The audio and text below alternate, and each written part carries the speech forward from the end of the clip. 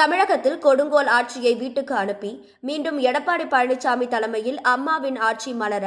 இரவு பகல் பாராது அயராது களப்பணி ஆற்றுவோம் என்று முன்னாள் அமைச்சர் செல்லூர் ராஜு சூளுரைத்தார். கழக பொதுச் செயலாளர் எடப்பாடி பழனிசாமி ஆணைக்கிணங்க புரட்சி தலைவரின் 36வது நினைவு நாளை முன்னிட்டு மதுரை கே நகரில் உள்ள அவரது திருவுருவ சிலைக்கு மதுரை மாநகர மாவட்ட கழகத்தின் சார்பில் முன்னாள் அமைச்சர் செல்லூர் ராஜு மாலை அணிவித்து மரியாதை செலுத்தினார். இந்த நிகழ்ச்சியில் கழக மருத்துவர் அணி இணை செயலாளர் டாக்டர் சரவணன், மாவட்ட கழக துணை செயலாளர் ராஜா, மாவட்ட கழக பொருளாளர் குமார், அனைத்துலக எம்ஜிஆர் மன்ற துணை செயலாளர் பாண்டியன், கழக இலக்கிய அணி இணை செயலாளர் வில்லாபுரம் ரமேஷ், முன்னாள் துணை மேயர் திரவியம், பேரூர் கழக செயலாளர் பறவை ராஜா, பகுதி கழக செயலாளர்கள் ராமச்சந்திரன், தளபதி மாரியப்பன், செந்தில்குமார், கலைச்செல்வம், பைக்காரா கருப்பசாமி, முத்துவேல், கண்ணன், ஜோசப், தனுசுலால், தமிழ்ச்செல்வன், விளாங்குடி சித்தன், மாவட்ட எம்ஜிஆர் மன்ற செயலாளர் ஜெயபால், மாவட்ட இளைஞர் அணி செயலாளர் சோலை ராஜா, மாவட்ட மாணவர் அணி செயலாளர் பார்த்திபன், மாவட்ட தகவல் தொழில்நுட்ப பிரிவு செயலாளர் மாணிக்கம், மாவட்ட வழக்கறிஞர் பிரிவு நிர்வாகிகள் கன்னிதேவன், ராமச்சந்திரன், மாமன்ற உறுப்பினர்கள் முத்துமாரி ஜெயக்குமார், மாயதேவன், செயற்குழு உறுப்பினர் சண்முகவல்லி மற்றும் செல்வகுமார் உட்பட பலர் கலந்து கொண்டனர். முன்னதாக மக்களிடையே பேசிய முன்னாள் அமைச்சர் செல்லூர் ராஜு,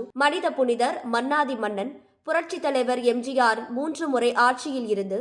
ஏழை எளிய மக்களுக்கு பொற்கால ஆட்சியை தந்தார். அதனைத் தொடர்ந்து அவரின் வழியில் வந்த அம்மாவும் புரட்சி தலைவர் புனித ஆட்சியை தந்துவிட்டு மக்களால் நான், மக்களுக்காகவே நான் என வாழ்ந்து மறைந்தார் என பெருமிதம் தெரிவித்தார். அதனைத் தொடர்ந்து எடப்பாடி பழனிசாமி தலைமையில் அம்மாவின் கண்ட கனவு நினைவாகி கடந்த 4.5 ஆண்டுகள் புனித ஆட்சியை தந்தார் என்றும், ஆனால் தற்போது நடைபெற்றுக் கொண்டிருக்கும் இந்த விடியா திமுக அரசுக்கு வாக்களித்த மக்களை தொடர்ந்து அந்த அரசு வஞ்சித்து வருவதாகவும் அவர் குற்றம் சாட்டினார்.